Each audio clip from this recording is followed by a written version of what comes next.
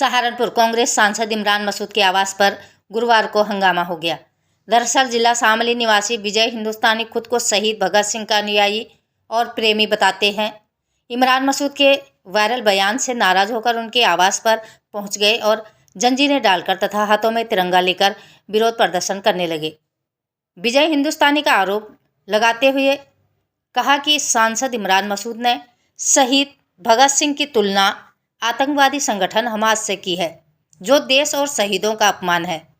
उनका कहना है कि भगत सिंह ने अपनी मातृभूमि के लिए प्राणों की आहुति दी और ऐसे क्रांतिकारी की तुलना किसी आतंकवादी से करना पूरे देश की भावनाओं को ठेस पहुंचाना है।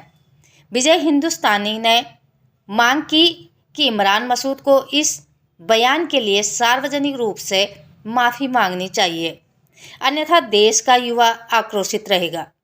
स्थिति की गंभीरता को देखते हुए सांसद आवास पर भारी पुलिस बल तैनात किया गया।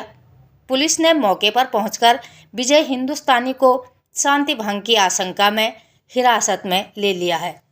तो वहीं सांसद इमरान मसूद ने इन आरोपों को पूरी तरह खारिज करते हुए कहा कि उनके बयान को मीडिया ने तोड़ मरोड़ कर पेश किया है।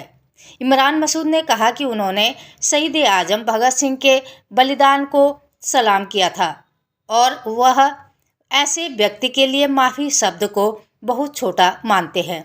उनका कहना है कि पहले भगत सिंह को पढ़े समझें, तभी उनके बारे में बात करें। भगत सिंह बनने के लिए नाटक नहीं, उनकी विचारधारा अपनानी पड़ती है।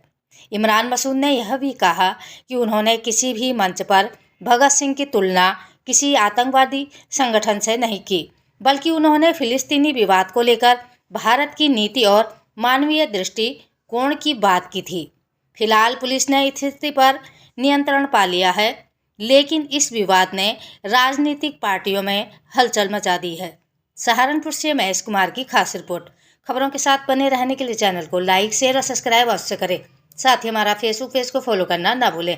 समाचार और विज्ञापन देने के लिए नीचे स्क्रीन पर दिए गए नंबर पर संपर्क करें। जी, आज आप यहाँ पैदल आए हैं, क्या जी, भगत सिंह को लेकर हमास से तुलना की थी यहाँ के सांसद इमरान ने, और हम पूछने आए उनसे आखिरकार भगत सिंह का जो जज्बा जुनून था, जो कर्ज देश के ऊपर है, कहीं ना कहीं आज भगत सिंह की आत्मा भी रोती होगी, जिन्होंने देश के ऊपर कुर्बानी दी।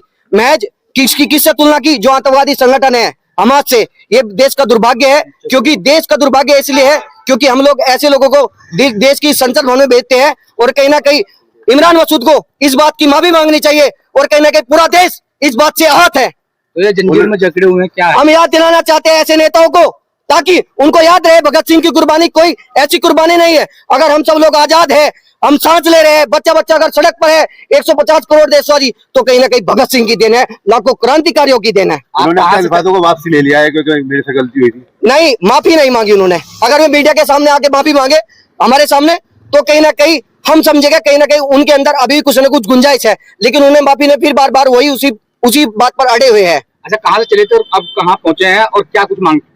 मेरी यात्रा चली हुई है शहीदों की यात्रा। मैं जमगढ़ था, जैसे मैंने वीडियो देखा, मैं तुरंत यात्रा को बीच में रोक के आया, और फिर मैं कल शाम शामली से चला था और सीधे मैं सहारनपुर में पहुंचा हुआ। अभी क्या मांग यही है, इमरान मसूद इस बात को लेकर माफी मांगे, और कहीं ना कहीं पूरे देश की भावना आयत है, पूरा देश का युवा कहीं ना कहीं आक्रोश में। और मैं तो प्रशासन के लोगों से कहना चाहता हूँ, सभी प्रशासन के बंधु, इनसे बड़ा देशभक्त कोई नहीं हो सकता। ये भी इस बारे में प्रयास करे, उनसे दबाव बनाए। भाई, इनको बेचारों को या तो ये पूरा इन्होंने सुना नहीं, अगर ये पूरा सुनते तो इनके समझ में आता। पत्रकार अपने हिसाब की चीजें प्रेस में निकाल करके डाल देते हैं, पूरी डालते नहीं।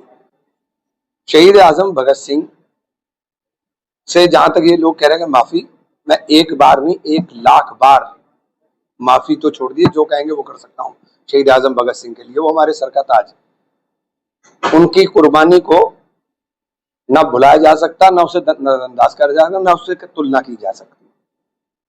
जो ये बातें कर रहे हैं कि मैंने भगत सिंह जी के बारे में ना कभी कहना, तो सोच भी नहीं सकते, क्योंकि उनकी जो विचारधारा थी, उन्होंने अपनी जमीन के लिए, अपनी देश के लिए फांसी के फंदे को चूमने का काम किया, जबकि उनके पास ऑप्शन था कि उनको माफी नामा मिल सकता था, लेकिन उन्होंने माफी स्वीकार नहीं की।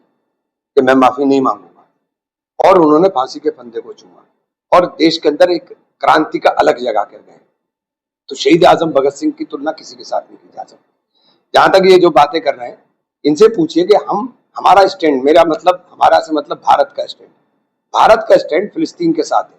इजराइल ने फिलिस्तीन की जमीन पर कब्जा किया है। दुनिया के 150 देश फिलिस्तीन का समर्थन करने पर आ गए।